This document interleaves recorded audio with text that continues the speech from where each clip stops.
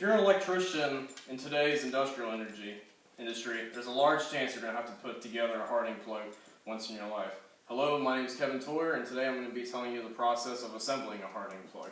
Harting plugs are one of the most common forms of electrical connections in today's industrial industry. When assembling a Harting plug, it's very important to be neat and precise in everything you do. A simple error could cause huge mistakes to the machine's operations. Assembling a Harting plug consists of 4 steps: gathering all your tools and parts, wiring the Harting plug, preparing your cable, and lastly assembling all your different pieces together.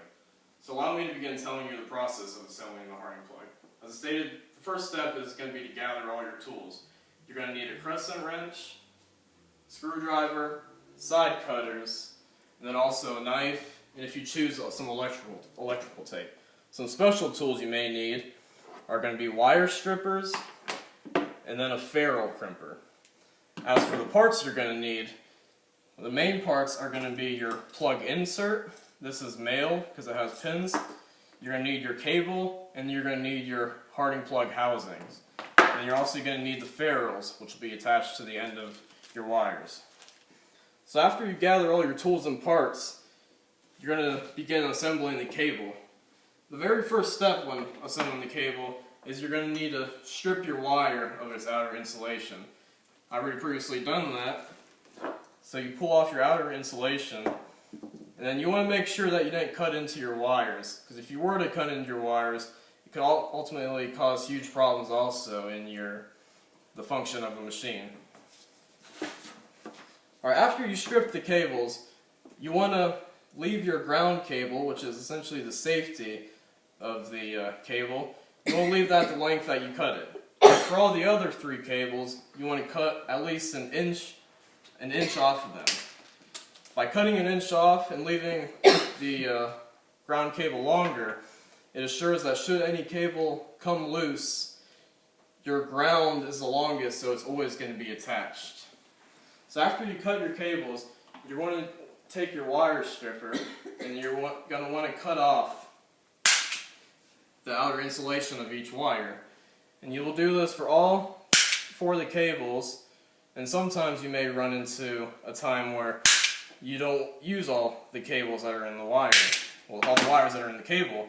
So this is the case, you can take your electrical tape and just cover up all the wires that you're not using.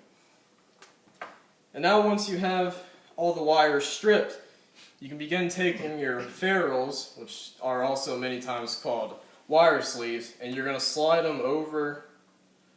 You're going to slide them over top the actual wires. And when you do this, it's very important to make sure all of the single little pieces of your conductor are inside the ferrule before you crimp it. So when you take it, you want to put your crimper, the ferrule into the crimper, and push a little bit into the wire to ensure it's all the way pushed back, and then crimp it, which is going to close and crimp the wire. Then also you're going to be doing this step all throughout the entire process for each different wire. Alright, I'm going to leave these wires right here open just for time's sake. And as I stated, if you were to put this together in an industrial setting, you'd want to leave these wires right here covered. So now after you have all your ferrules put together, this is when you can start wiring your plug together. So you're going to take your plug insert, and the ground is always going to be at the end. And this is always the most important because it's part of the safety of the plug. So you always want to make sure that this part is put on first and locked in place.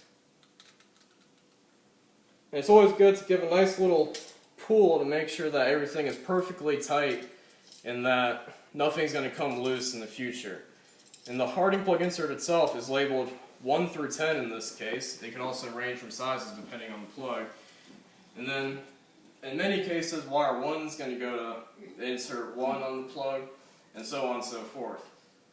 So you're going to want to put your wire 1 into the slot 1, and just as the ground, you're going to want to tighten it and make sure that's not going to come loose in the future.